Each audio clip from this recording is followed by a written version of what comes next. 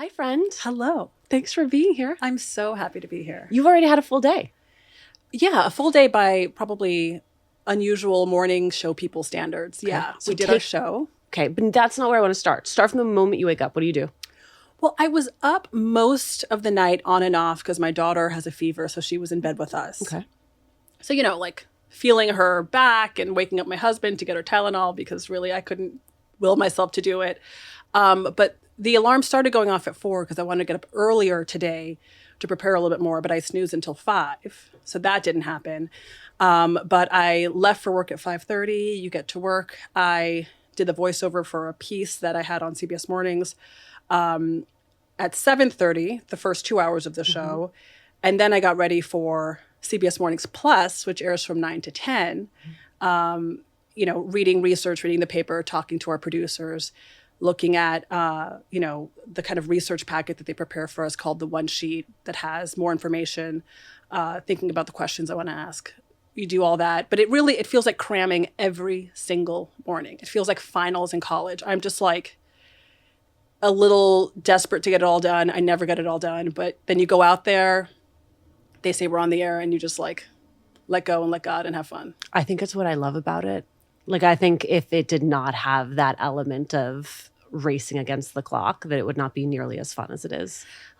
That's a good way to think about it, because I am like, every day I'm like, I didn't get to do everything I wanted to do. And I'm like, all right, tomorrow's another day. I love the every day's a new day. Yes. Like, you learn about different things, but also you get another chance to try. But that's funny. I've been frustrated by that part of it, by like never feeling like I've done it all before the show. But I'm going to start embracing it like you do. No, it's the speaks 4 languages Princeton in you that's not going to allow you to ever do that. Okay, my English is the language I really actually speak proficiently. Was this always the dream? Okay, so I think deep down in the back of my mind when I was little, I thought about it, but I never had the confidence to say it out loud that I wanted to be a news reporter. We went on a field trip, and this is why field trips are important, ladies and gentlemen. When I was probably 8, to Fox 5 New York, to their news station. And I remember I was wearing a leotard, a green leotard and like a black skirt. That was kind of like the look back then. Remember when we all wore leotards? Yep. So they had us sit at the desk and do news reads. I must have been a little older because I could like read. And I was always terrified of reading aloud, if you can imagine. I actually was diagnosed with a learning disability as a kid. So reading aloud and things like that were always really intimidating for me. And so we each did a read on Socks the cat, which was the Clinton cat at the White House. Something about Socks the cat. I don't remember what it was. But I remember reading the teleprompter and actually doing okay, and then not realizing when a sentence ended. So the inflection was off. It sounded like a trailing long sentence rather than stopping and then starting the new sentence. Which still happens to me. Which still happens to us, right? So the producer, whoever, said, okay, let's pick it up at this next sentence. So I said, okay. So I started the sentence. And then I saw the magic of editing. They edited my mistake, covered it with video of Socks the cat in the White House, and it was as if nothing had ever happened. And I don't know if in that point, in that moment, I knew I wanted to do this, but it definitely planted a seed of, wow, that was fun.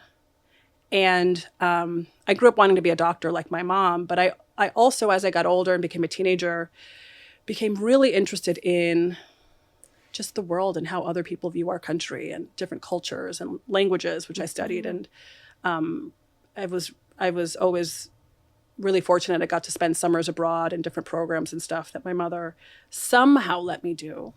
I don't know if I would let my kids do what my mom let me do.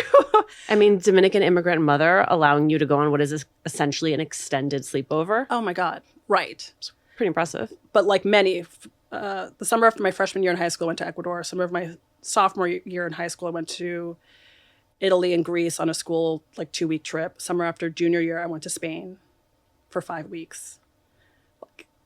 And my mom was just totally okay with it. She's so not the norm. My mother is very laissez-faire, gives us a strong support. No, she always kind of drilled into us that we could go with her with any problem. No problem is too big. She'll always love us no matter what. but also gave us a lot of liberty and trust. And so I always took that really seriously. And it was a huge responsibility for me to do right by my mother. I mean, did I have fun in Spain and go to clubs at 16? Sure. Did you drink way too much Red Bull? Yes. Yes, and other things. But I always, I think, knew where the line was and knew who I wanted to be to earn the respect and the freedom that my mom gave me. So, And was dad a counterpoint to that? my dad was always pretty liberal too. My parents divorced when I was a year and a half, but they remained best friends, which was one of the most amazing gifts they gave to us because we saw functioning, loving parents. They worked together. I mean, my mother did most of, the day-to-day. We lived with her. She was really a single mom, but we went to my dad's on the weekends, He was always involved and in touch and coming to stuff too. So they really kind of made it work in this amazing way. But my dad let my mom, if my mom was okay with it, he was okay with it too. So it worked out for me. But I think those experiences I had early on gave me a real curiosity about the world and about the way people perceive each other. And I think I've always felt just through my experiences that we really are the same, much more than we think. Like when I went to North Korea for work, when I was Asia correspondent for CBS News, what did I talk to my government minder about? Family, friends, dating, money, the underlying things that make us who we are, make us people, are usually similar. It's the overlay of what society tells you should think, or what different governments want you to think, and the information that you're kind of pumped that creates differences and rifts. But at our core, I think that we're really similar, and so there's just a lot of misunderstanding that's happening. How do you end up being a pageant girly? Okay, so I got an application in the mail when I was 13, maybe, for the Miss Teen New York USA pageant. And for those who are not pageant familiar, there are two big systems. It's kind of like the American League and the National League of Baseball. That's my first and only sports analogy I'll make. I was like, good, because that is about my base level. We went there and that's it. And so the Miss USA system was owned, and I think still is, by Miss Universe, which was Trump, right? So he owned Miss Universe for a time. And Miss America is the pageant where you have a talent and you get scholarships. It's the one I would have pegged you for. No, I did the flashy one. Yes. I did the swimsuit one. Yes. And just because I got this application in the mail for this teen pageant, and my mom said, I showed my mom, and she said, oh, so-and-so's daughter just did that and had a good time. And, if you want to do it, you should apply. And I kind of thought, oh, that might be fun. And I applied. You send in an application and then they accept you. They accept everyone. I did hand quotes for those of you not watching on video. And I had a blast. I grew up in Manhattan. I met girls from all across the state. It just opened up my worldview, and we all got along great, and we had such a good time. And I was a semifinalist my first year, which apparently was good for the people in the know were like, oh, you did well for a rookie. You should come back. And I thought, I'm not going to do this again. And then the next year I tried it again, and I was first runner-up. And then I thought, okay, I'm not going to do this. And then I thought, let me just give it one more try before I age out of the teen system. And then I won. I was a freshman in college. The pageant was over Thanksgiving break. I left, I went home for Thanksgiving break. We went up to Albany, which is where the pageant was, and I ended up winning. And we went to the national, Miss Teen USA, and I had an amazing experience. And the story is kind of similar for the Miss New York pageant. When I was a senior in college, I kind of thought, if I want to try this, it's now or never. Because once I graduate college, I'm going to try to be a full adult and, leave this pageant stuff behind. And I just thought, why don't I apply? I applied on the last day. I, registered for it and then ended up winning. Casual. Yeah. What did pageants teach you that has prepared you for broadcast? A few things. More than I realized. People have asked me, do they young people who want to be reporters have asked, should I do pageants? And I always used to say, no, that has nothing. One has nothing to do with the other. If you want to be a reporter, report, be an intern, observe, work with correspondent producer teams, go to school if you want. But so I never really saw the connection. But the more I think about it, I think it did teach me a lot. I remember being at Miss USA at the competition. And, you go out, I think it was swimsuit or something. I went out, I did my thing, I did my walk, I did my smile, and you turn around. But I was kind of blasé about it. I didn't want to try too much. I didn't want to try too little. Miss Illinois came out. She worked it. And she worked it. Mm-hmm. And I thought, where did she come from? She totally brought it. And just boom, boom, boom, hitting her poses, swaying. It was just, she had this wattage that she turned on. And I thought to myself, oh, that's what I'm supposed to do. Well, and I have it in me, but I've been making myself small because God forbid I seem like I want it. Yeah. I think I didn't want to look like I was trying too hard or something like that. Mm-hmm. But I saw how powerful it was when she went for it and was big and took up the space and owned it. And I was so impressed. And so that kind of stuck with me. And when we do what we do, right? Like journalism is storytelling. It's an accounting of what's happening in the world. But in television, there's also a there's a visual component where you dial it up. Yeah. And I think that knowing it's okay to pump it up, but also be authentic to who you are. Right. I think it's part of the reason that I love television, which is that I am actually naturally very introverted and very quiet. And so it is fun to play the role of an extrovert 2 hours a day. Yes. And then go back to, being quiet and under the radar. And perfectly introverted. I love introverts. My husband's an introvert. Of course he is. Have you read Quiet? Yes. Of course. Yes. It's like my Bible for him. So I think knowing that you have to knowing that it's okay to be bold and be big is something I learned. I also learned that you really don't have to compete. Mm. We were 51 women together, and it could have easily been cutthroat competitive. But we all were the best of friends. We became best friends instantly for that 1 week in Baltimore that we spent, going to the golf course and going to the race course. You know how they film, the girls took a trip to wherever. You do all that stuff. It's all staged. But we all loved each other. It was really natural. And so I think that was another lesson, that you don't have to compete with each other. You can all help each other rise. Somebody will win.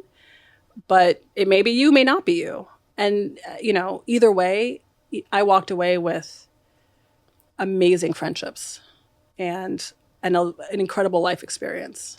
I was looking at photos of you, and I believe that in your Miss USA days, your hair is pressed. Yes. And then there are all these clips of you as a young correspondent, and your hair is shorter and curlier, and then it's As I See You Today. I imagine there were 5,000 conversations about your hair. There was not one. Yeah. So Dominican women, traditionally, not as much right now, but growing up, there's a huge value put on straight hair, on whiter hair, right? Dominicans, all Latinos, honestly, are very mixed up, and we have a lot of African heritage. And so you have people with darker skin, you have people who are white, we have people who are darker, it's all mixed up, but there is a premium.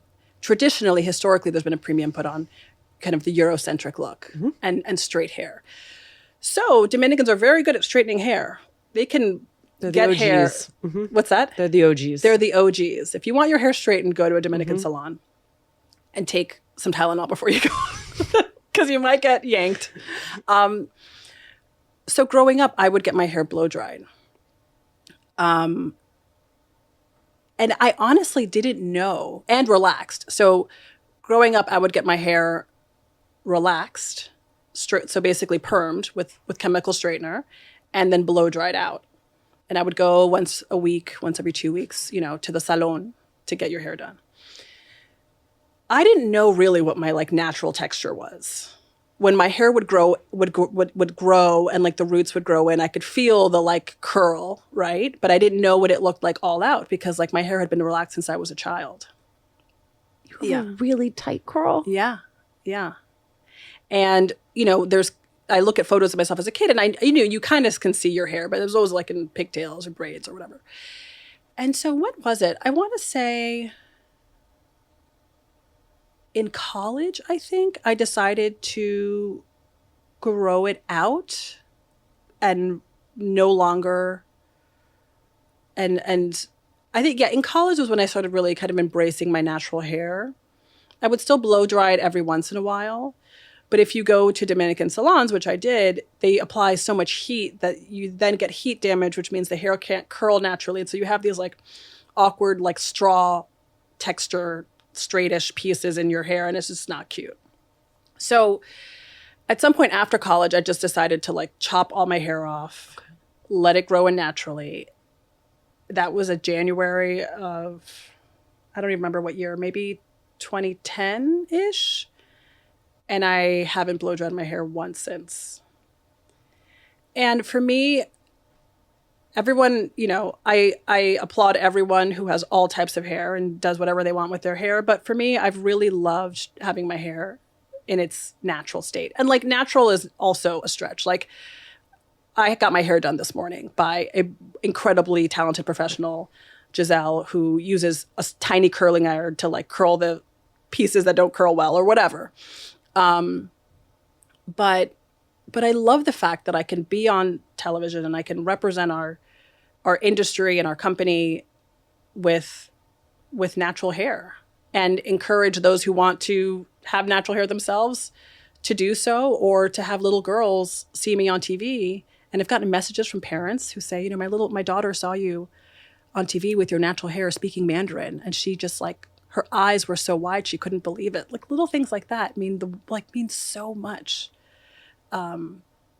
It's like that field trip that I went to the local news station. Like if you see something, you truly can identify yourself with it and think that it's possible for you. And so, yeah, I've embraced my natural hair. I love my natural hair, and luckily have worked at a place where we had people who really understood the power of authenticity. Right.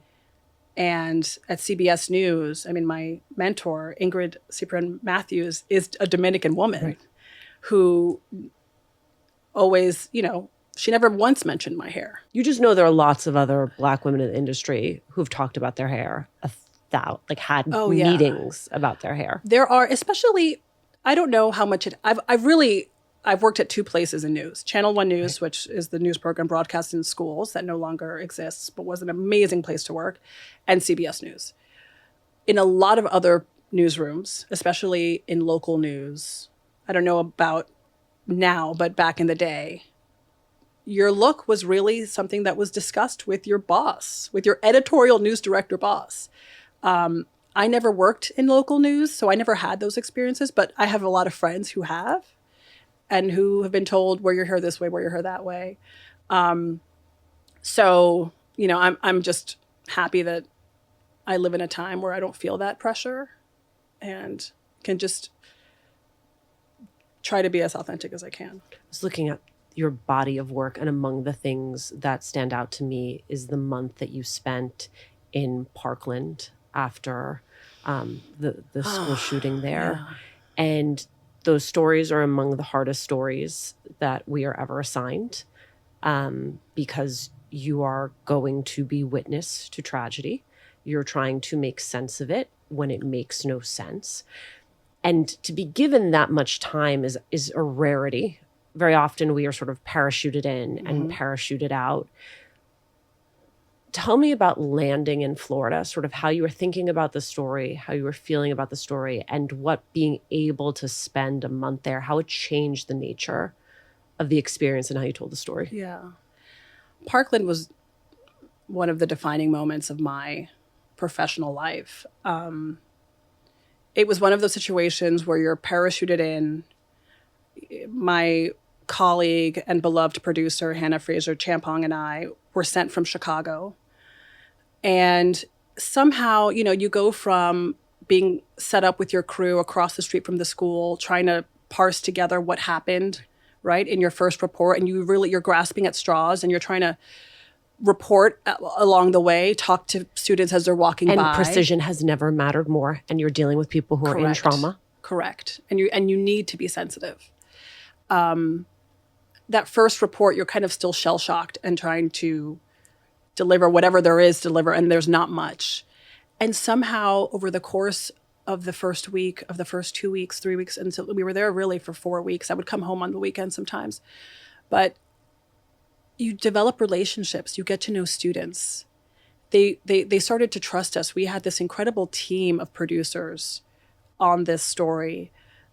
Gisela Perez, who's one of Gayle King's producers now, in particular, developed relationships with some of the students, and they let us in. They let us into their planning meetings. They let us into, they created an organization to fight school shootings. And they brought us behind the scenes and trusted us. And that was huge. I mean, it was a really rare moment. We ended up making a documentary about it called 39 Days for CBS News. And I think it wouldn't have been possible without that trust. And there have been too many of these horrible events that I've covered. Vegas was another one of them.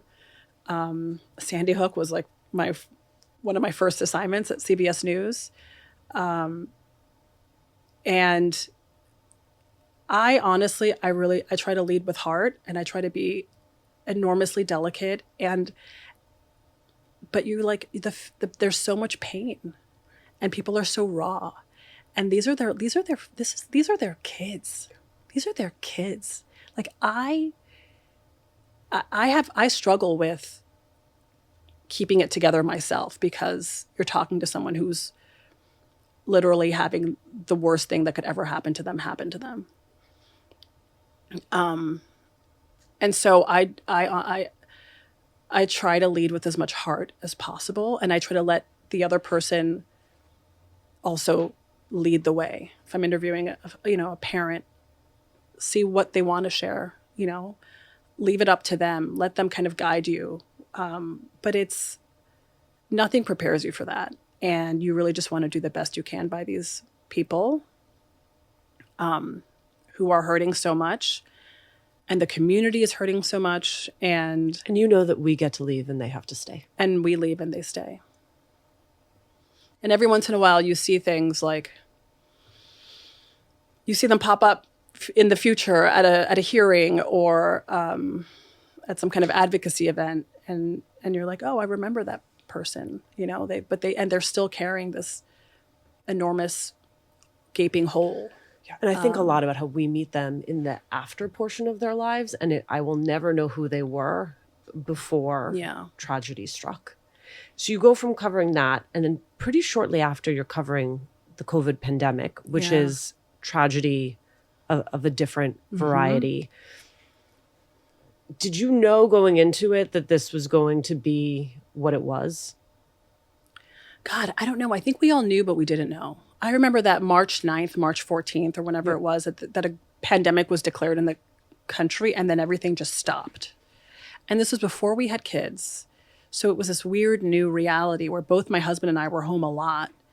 And then we started to figure out how we could do news in this new environment. We would go out, and you remember, we would do interviews at least 6 feet apart, wearing masks.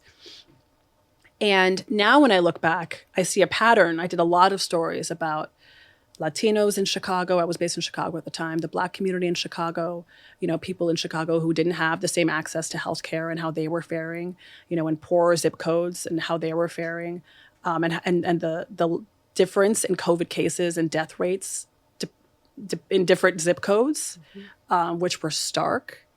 And I look back and I'm comforted by the fact that I think we did a lot of good work and important work, but I still can't believe how enormous that was. And I think we all have a little bit of trauma worrying about the next time that may happen. And we're all lucky because we survived it. You survived it. You also got to watch your sister administer the vaccine Yes. to your parents. That had to be wild. My sister, Dr. Daniela Diaz, is a doctor at Columbia Presbyterian Hospital here in New York, and she ran the COVID vaccine center, the hospital's main vaccination effort, which was run out of a huge armory in Washington Heights, a very Dominican neighborhood in New York City where I was born, and helped vaccinate thousands of people, mostly immigrants. And one day my dad came and she got to give him the vaccination, which was like, I just got chills, which is just an amazing moment. That's the other thing. Like my siblings are pretty incredible. I know. I need to do an entire different podcast with you, your mom and your sister, to be like, just start at the beginning. Like, what did you do with these girls? We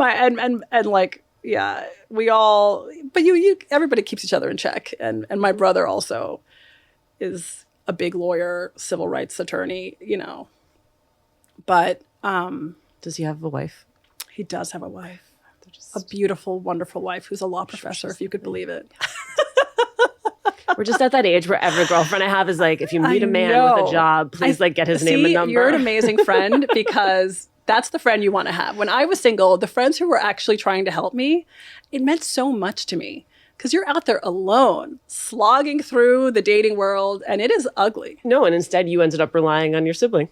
Instead, my siblings basically set us up. So my older brother, the attorney, and my husband's older sister, the long story short, my brother's best friend married my husband's sister. Okay. So that was the connection. But like that generation of older siblings essentially arranged us. So like our joke is that we were arranged, which is not untrue.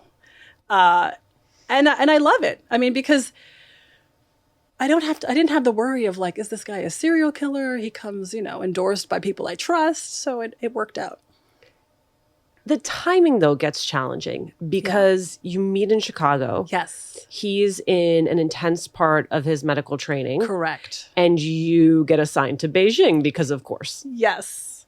I remember having a conversation with my mentor, Ingrid, at CBS News, who was my everything and the only reason I've had any opportunities. And she once said to me, I was in Flint covering the Flint water crisis, which was another huge story that was always very close to my heart. And she said, how's your Mandarin? Because she knew I'd studied Mandarin in college. I thought you said she was going to say, how's your man? How's your man? How's your Mandarin? She would ask me about Brian too, but it was, how's your Mandarin? And I thought, why is she asking me how my Mandarin is? And I had studied Mandarin in college and after college, and it was conversational, but I knew what that meant. And I remember telling Brian, I said, they might be thinking about me for Beijing. And they did. They asked me to go, and it was one of those things where it was a dream of mine to be a correspondent based in China. At this point, I don't even think I was technically a national correspondent. I was working for NewsPath, which is our affiliate service. It's like this the first step before you become a national correspondent at a network, where you're doing stories that air at our local stations, which was an amazing experience. But this was an ask to go be a foreign correspondent for CBS News, based in Beijing, covering all of Asia, a third of humanity, like huge. And my now husband, we were dating at the time, never hesitated. He knew I had to do it, and I knew I had to do it. And luckily, CBS allowed me to go for a shorter period of time. Normally, it's 3 years. I went for a little over 1 year, and we did it. It actually worked out nicely because I got to live out my great adventure in Beijing, and he was in a really intensive period of his cardiology training. And we would talk when it was my morning or his night or his morning and my night. And you do it. Now it feels like a blip in the past. At the time, it feels like this huge ocean of like space and time. But I think it also really helped us depend on and I think it really helped us just get to know each other, because you talk for an hour a day when most couples don't really have that uninterrupted time. And you had your big adventure. And I had my big adventure, and it was amazing. I loved it. Like, there's nothing I love more than like being in like a tuk-tuk type thing in like the crazy back alleys of Beijing, eating street food. Like, that is my happy place. And I got to really enjoy it and do reporting along the way. And I grew enormously as a correspondent. I was really not prepared enough for that assignment. My writing wasn't where it should have been. My storytelling wasn't where it should have been. But I got there. I had not been writing international news stories. I'd been writing pieces. I didn't have a ton of, I never worked in local news. So I didn't have the experience of writing a piece a day. I would write some of my pieces when I was based in New York, but it would be, maybe a health story or something about, I was writing a lot of my Flint stuff. I guess what I'm trying to say is I wasn't as good a writer or as fast a writer as I felt I should have been to be in Beijing. And it was painful. I really had growing pains out there, and you're far away, and you really have to be a self-starter. And Trump was running for office in 2016, which sucked up a lot of the airspace and the time of, just in terms of trying to get your stories on the air. So professionally, it was a time of enormous growth. Sometimes that was painful, but it was 100% worth it. And I think helped me grow faster than if I hadn't gone. You've interviewed huge names. Have I? Yeah, Colin Kaepernick. That was huge. Yeah, that was big. It was a pretty exclusive interview. Yeah. Condoleezza Rice, even just more recently, your John Cena interview. Do you have a theory of how you prepare for an interview? Anxiety, I think I would say.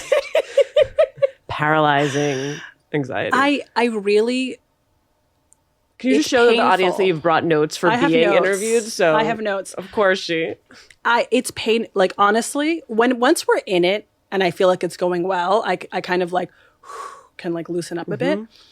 But I try to prepare so much for these interviews because these are real freaking people. There's for me, interviewing someone, about some crazy thing that happened in their town, a hurricane just came through, whatever, and just talking to someone in their, a quote unquote normal person. You don't feel like there's a thing you're supposed to know. There's not something I'm supposed to know. There's not something I'm supposed to get from them. Yes. I'm just trying to help them tell their truth and be as empathetic as possible and help them tell their story as best I can. There's a much different You're not feeling. holding them accountable.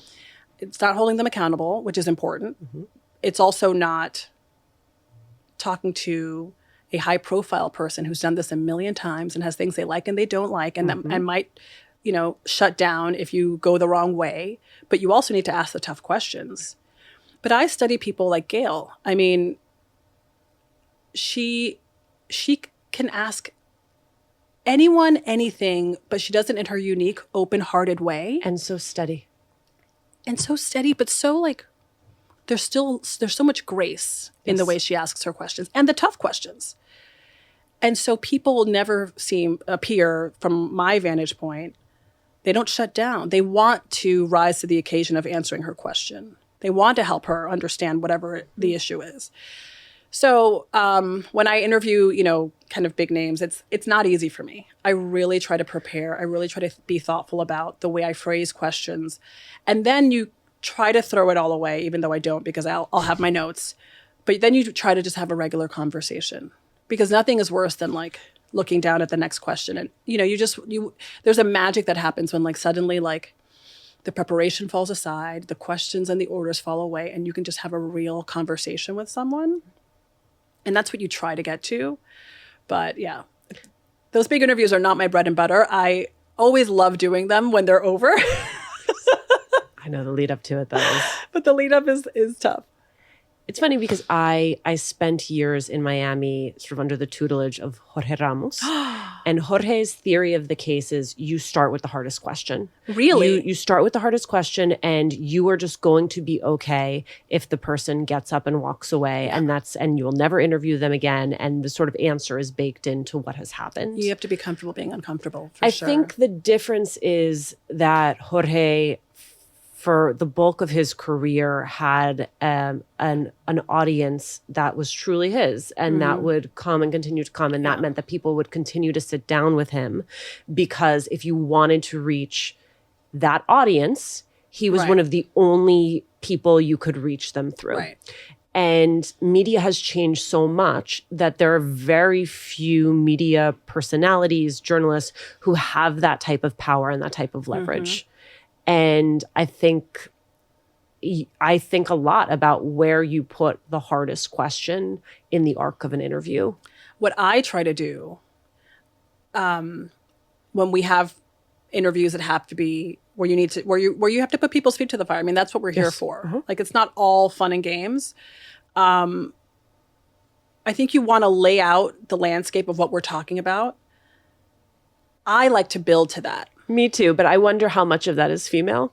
It might be. It really, no, that's interesting. Like right out the gate feels, I don't know that I could bring myself it feels to do too aggressive and abrasive. And I would fear shutting someone down because you also want to have a productive conversation and get something out of the person. And you want to establish trust and a rapport. Like whenever we do interviews, right? Like people open up if they like you, if they think that you respect them. Not that we have to be likable to everyone we interview. No, and if they feel you haven't already made a determination about them. Yes, but you're giving them a chance to tell their version of the story. And it's up to you to ask the questions that poke holes in their version of the story.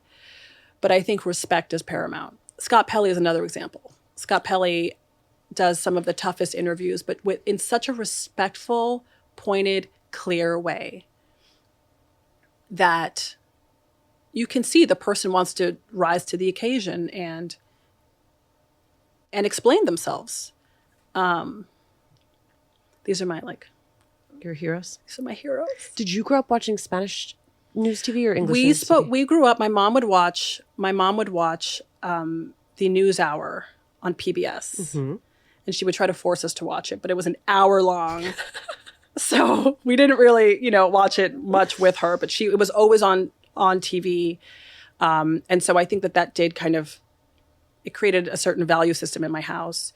We would watch local New York news in the morning, like everybody else, to get the traffic update, the trains, whatever.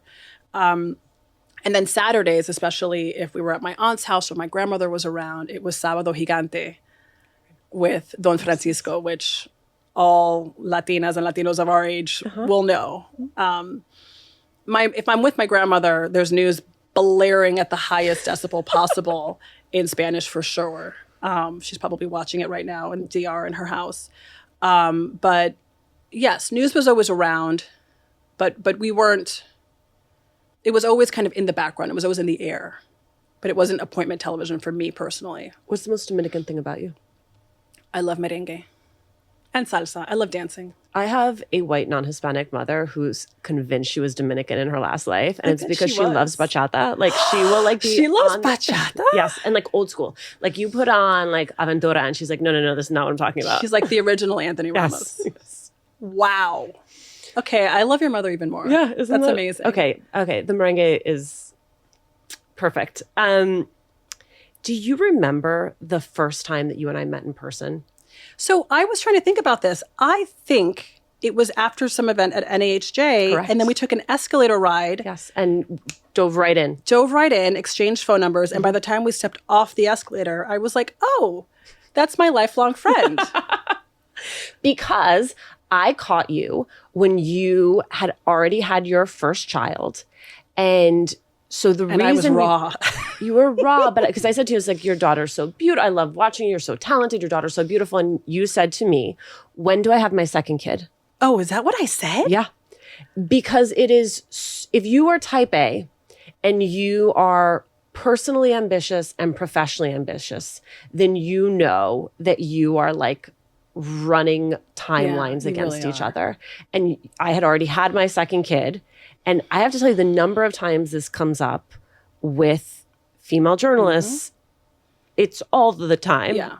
Because it ends up being a really tough question of how you make it all work. And your timing ended up being pretty funny.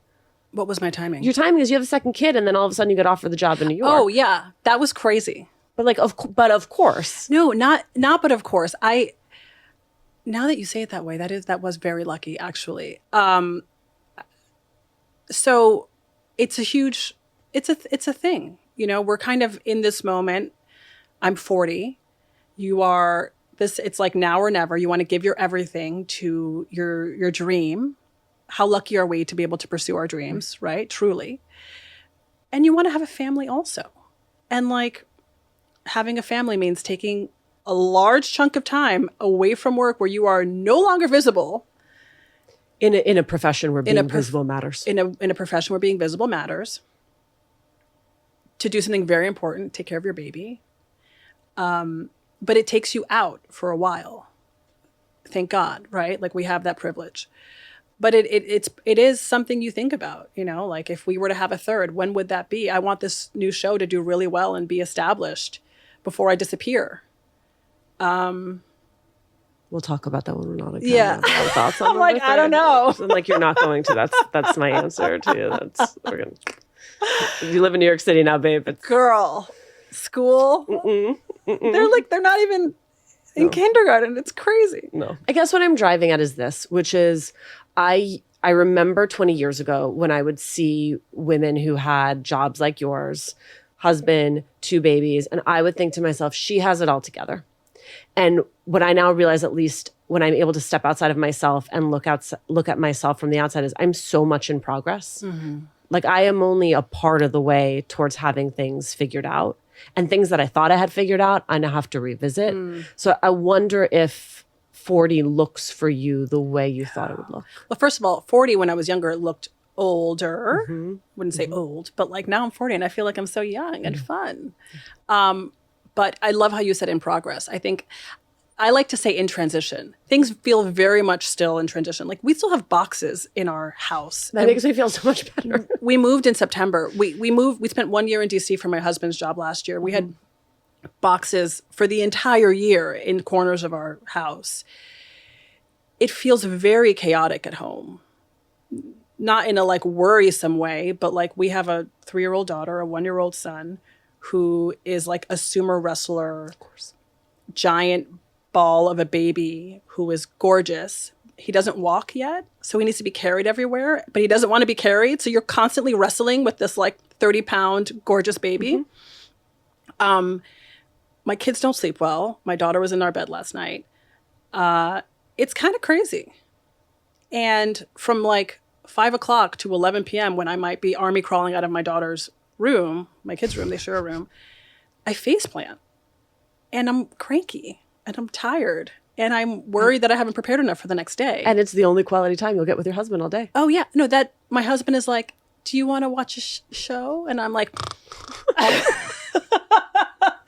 you know, or my husband honestly is like, he's kind of like my ghost producer. Like, he's like, let's talk about the show tomorrow. Or like, do you want to read about this? And I just like, I'm exhausted. Right.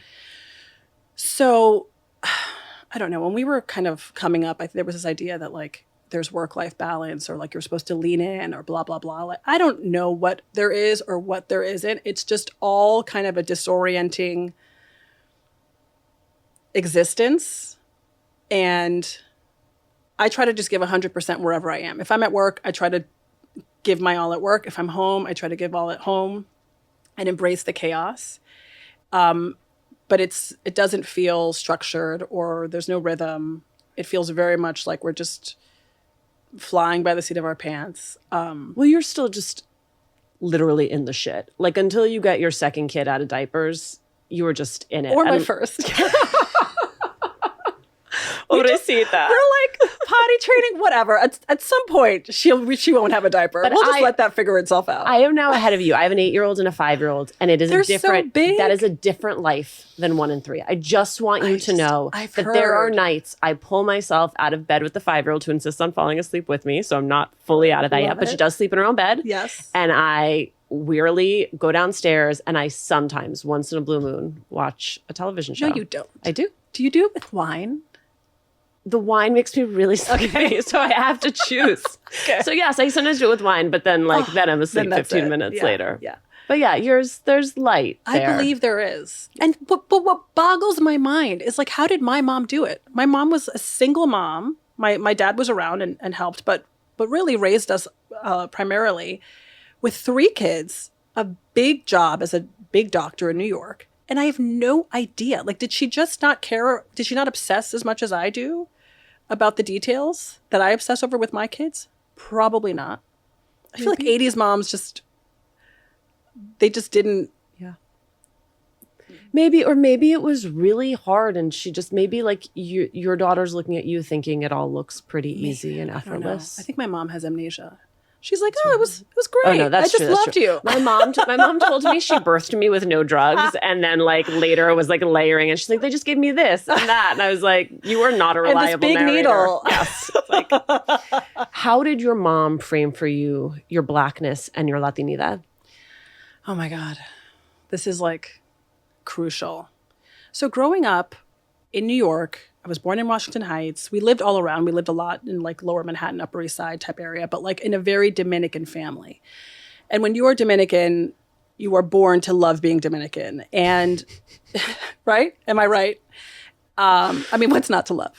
But really, like, there is a very clear kind of cultural distinction that you make between like us and everybody else. We talked about cultural identity more than racial identity, I would say. But did you think of yourself as Hispanic or Latino, or you just thought of yourself as Dominican? Growing up, I thought of myself as Dominican and Hispanic, Latina. I come from a very Dominican family, and that is always kind of the cultural identity that we talked about. I also knew I was Black, and I have cousins who are not Black, and my sister is like a lot lighter than I am, and so there's a whole kind of interesting overlay between race and cultural identity just among Dominicans in particular, and all Caribbeans, because we're all mixed up, but within the same family, within siblings. And so as I've gotten older, I think I've really spent more time thinking about my Blackness and the importance of my Blackness and how really I get to enjoy and embrace both. I'm a Black woman, and I also get to connect and embrace Black culture and the Black community, as well as Latino culture and the Latino community. And I think for work, it's been an enormous blessing because I'm able to weave in and out of those two worlds. And, you know, especially in Chicago, where there's such a strong Black community, and honestly, such segregation, horrendous segregation in the city of Chicago that I didn't experience growing up in New York City. I mean, there's segregation here, of course, but everyone kind of mixes on the subway and on the street. In Chicago, it can really feel like you're in a different state sometimes. But going into, you know, communities of color and being embraced by someone who's calling me sister immediately, you know, interviewing a woman who lost her 16-year-old grandson to a drive-by, who was treating me like her granddaughter. I one of the strongest relationships I have is with a woman named Raydell Lacey, who just started calling me grandbaby. That first day I interviewed her about her son, EJ, who was killed by gun violence in Chicago. And I started calling her Nana, which is what all her grandbabies call her. And she would check in with me like a grandmother. She was like my grandmother in Chicago. She passed away last year. But I think having the identity that I have has given me the gift of being able to connect with people on a different level immediately. You can build that trust with people no matter your background, but there is something about going into a community and speaking Spanish to someone where they're going to open up to you more. They're going to understand that you already know so much of the background. Besides the language ability, right? The language ability will help you. And my Spanish isn't perfect, but I've spent a lot of time working on it. But it really gives you just an incredible key into so many doors. I'm so glad we took that escalator ride together. Thank you so much, Adriana, for doing this. I like when we met, I was like, wait, do I already know her? Because I felt like I did. But it's what you said. It's like, because it's two shapeshifters who spent their entire life shapeshifting, then it's like, then you can actually be most yourself with the person who has spent their time being a consummate insider outsider. Yes. That is the person I am most familiar with. Yes. Yes. Always. Well, I'm so happy that you came to say hello and that we rode that escalator together.